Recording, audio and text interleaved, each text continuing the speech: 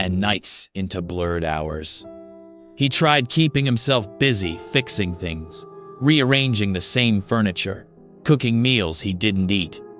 But no matter what he did, the noise inside his head wouldn't stop. One night, he found himself standing on the old bridge, the one that overlooked the quiet river. The city lights reflected in the water, trembling like his own thoughts. He didn't want to die. He just didn't know how to live anymore. The world below looked peaceful, almost inviting. But then, something small happened. A sound, a soft, broken sound. A stray dog came limping toward him, cold and hungry. Its eyes were tired, just like his.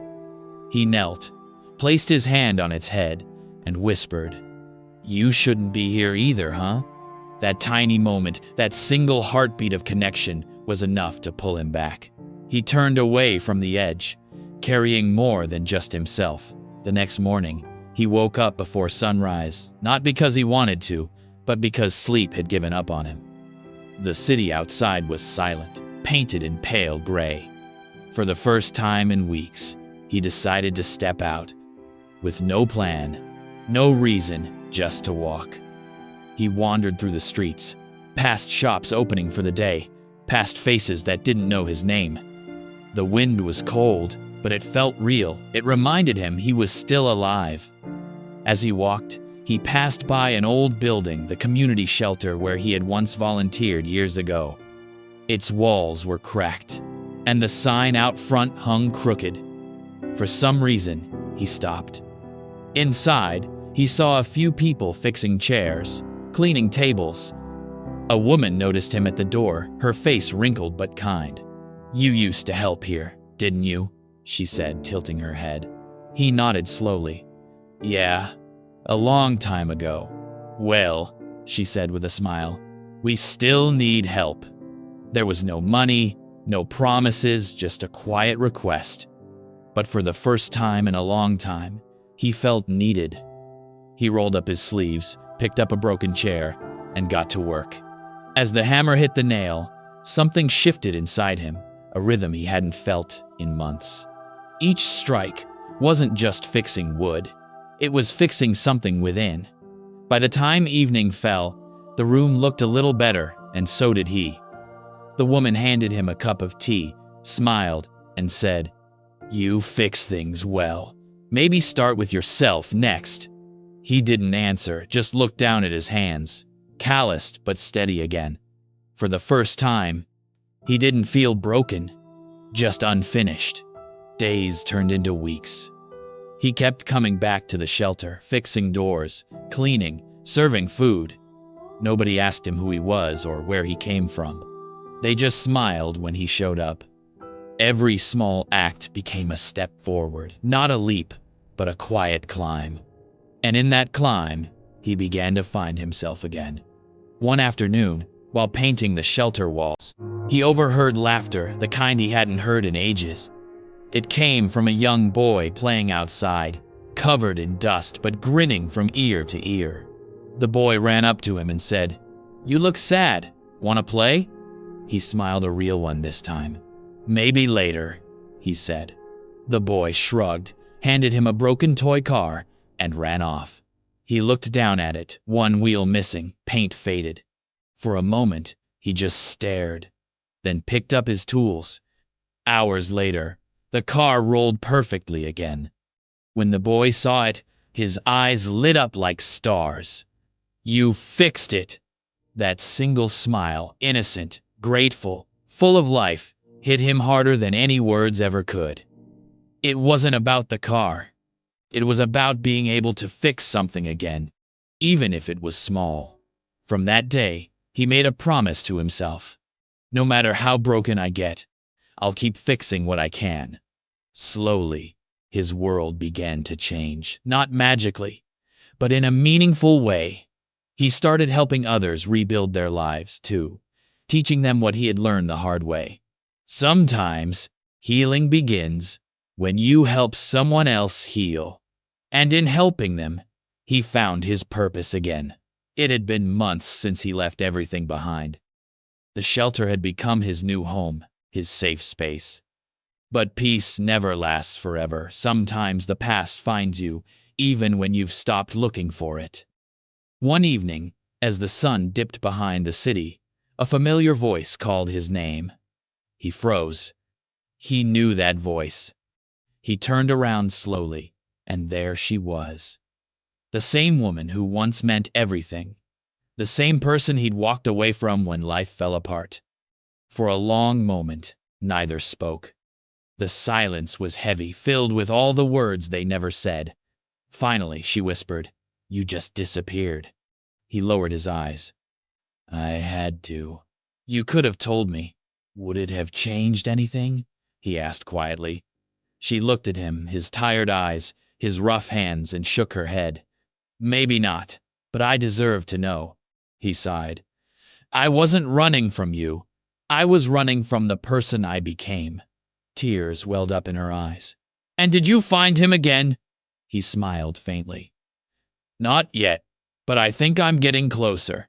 She looked around the shelter at the people he was helping, at the warmth he had created.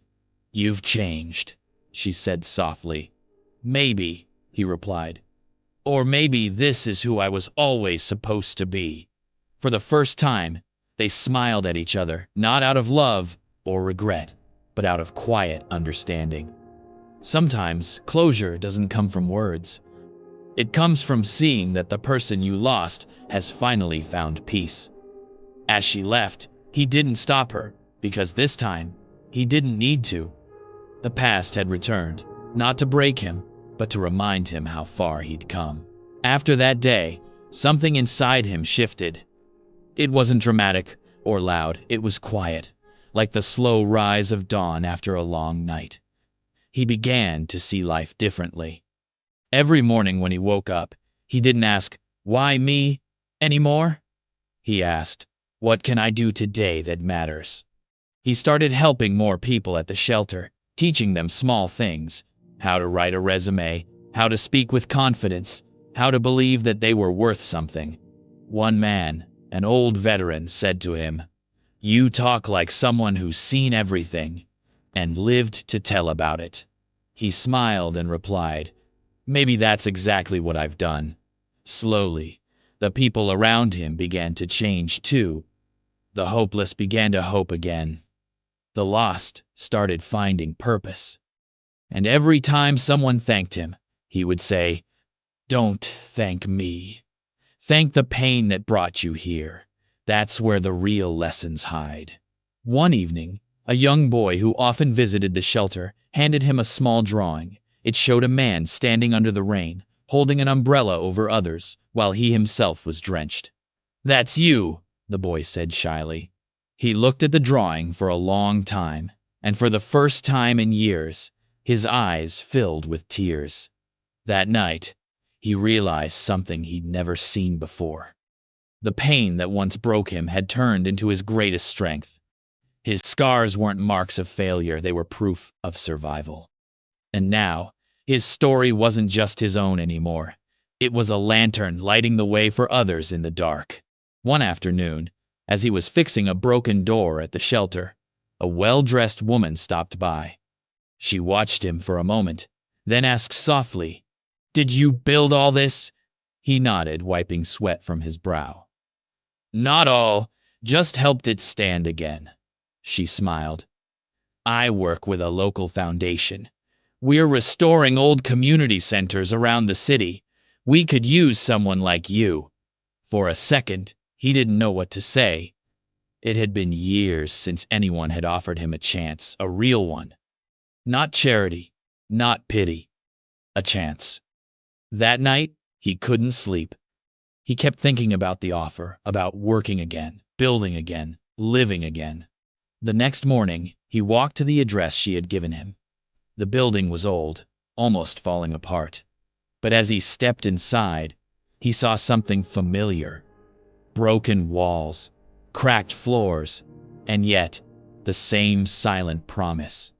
This can live again. He started working with the team. The first week was tough. His body ached, his hands bled. But every nail he hammered felt like another piece of his life being rebuilt. People noticed him, his patience, his silence, his focus. The manager said, "You don't talk much, do you?" He just smiled and said, "I used to talk a lot. Now I build instead." Slowly, he became more than just a worker. He became a mentor, a quiet leader, the kind of man who didn't need to command respect. He simply earned it. And one evening, as the sun dipped below the skyline, the same woman who had offered him the job said, "You know, when I first met you, I saw a man fixing doors. But now, I see someone who opens them for others." He didn't reply. But deep inside, he felt something he hadn't felt in a long time: peace.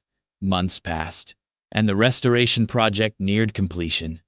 What was once an abandoned, forgotten space now stood strong, glowing with new life. Families gathered there again, children played, and laughter echoed through the hallways he had once repaired in silence. But Ryan never sought attention. He preferred to stay behind the scenes, patching, fixing, building. One day, the foundation hosted a small event to celebrate the center's reopening.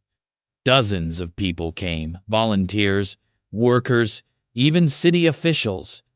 Ryan stood quietly in the corner, wearing the same worn jacket he'd always worn.